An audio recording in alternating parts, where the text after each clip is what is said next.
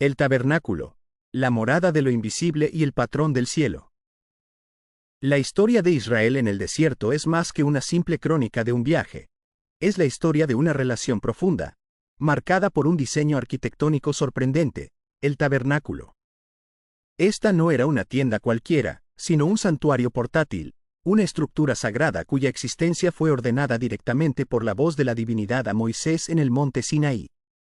Dios no solo dio un mandato, le entregó a Moisés, mientras estaba en la soledad de la montaña, el patrón preciso y la visión celestial de cada pieza. Cada medida, material y color fue revelado con una exactitud que reflejaba la perfección de lo alto.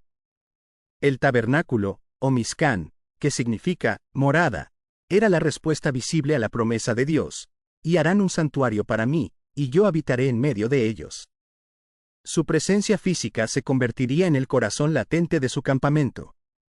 La estructura de la santidad, un mapa de la relación. El diseño era un mapa de la relación, estructurado para enseñar el camino de regreso a lo sagrado.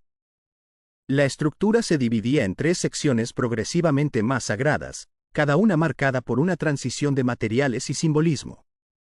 Primero, estaba el atrio exterior, rodeado por cortinas de lino blanco inmaculado, sostenidas por postes de bronce. Era el lugar de la expiación, donde se erigía el gran altar del holocausto, demandando un sacrificio por el pecado, y el lavacro, que exigía la purificación del sacerdote antes de avanzar. Luego, al pasar el primer velo, se ingresaba al lugar santo. Aquí, el metal cambiaba a oro, el color de la divinidad. Contenía la mesa de los panes de la proposición, que simbolizaba la provisión constante, el candelabro, la menorá de oro macizo, que representaba la luz y la revelación que nunca se apaga, y el altar del incienso, donde el humo fragante ascendía sin cesar, simbolizando las oraciones del pueblo. Finalmente, el corazón del santuario, el lugar santísimo. Separado del lugar santo por un velo grueso y ricamente bordado, adornado con los 4 colores sagrados, azul, púrpura, carmesí y blanco, y figuras de querubines. Este era un espacio de misterio y temor reverente, al que solo el sumo sacerdote podía entrar, y solo una vez al año. Dentro, se custodiaba el tesoro de Israel, el arca del pacto, la caja sagrada sobre cuyo propiciatorio residía la presencia. El propósito central, comunión a través del sacrificio. La función principal del tabernáculo era clara y vital: hacer posible la comunión entre un Dios santo y un pueblo pecador. Los rituales que se llevaban a cabo allí no eran supersticiones, eran el lenguaje que Dios había provisto para el perdón.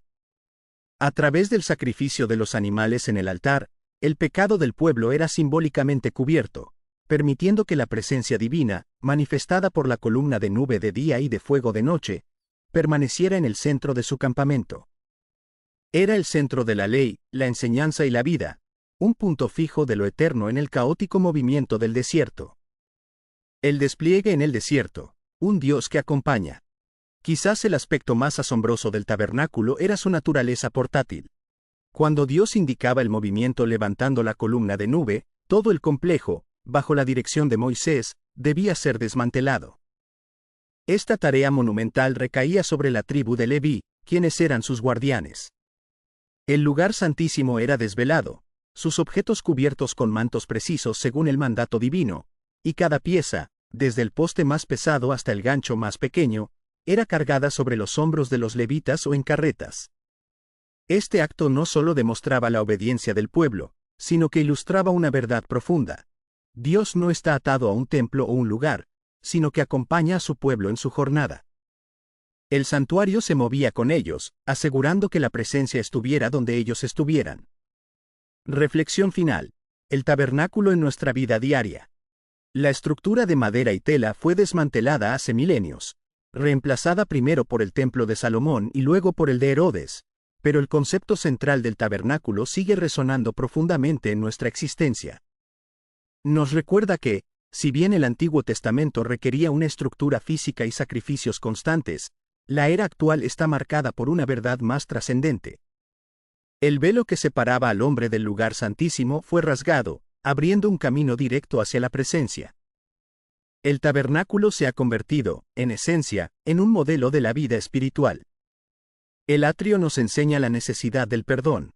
El lugar santo nos guía a la provisión, la luz y la oración. Y el lugar santísimo nos invita a la comunión íntima con lo divino. Ya no necesitamos viajar al desierto o realizar rituales complicados. Hoy, la morada no es un edificio, sino una realidad espiritual que reside en el interior. La presencia de lo sagrado no está en una estructura temporal, sino en el corazón humano, transformando nuestra vida diaria en el verdadero santuario. El mensaje es de cercanía. Dios no solo quiere estar cerca de nosotros, sino en medio de nosotros, en cada paso de nuestro viaje.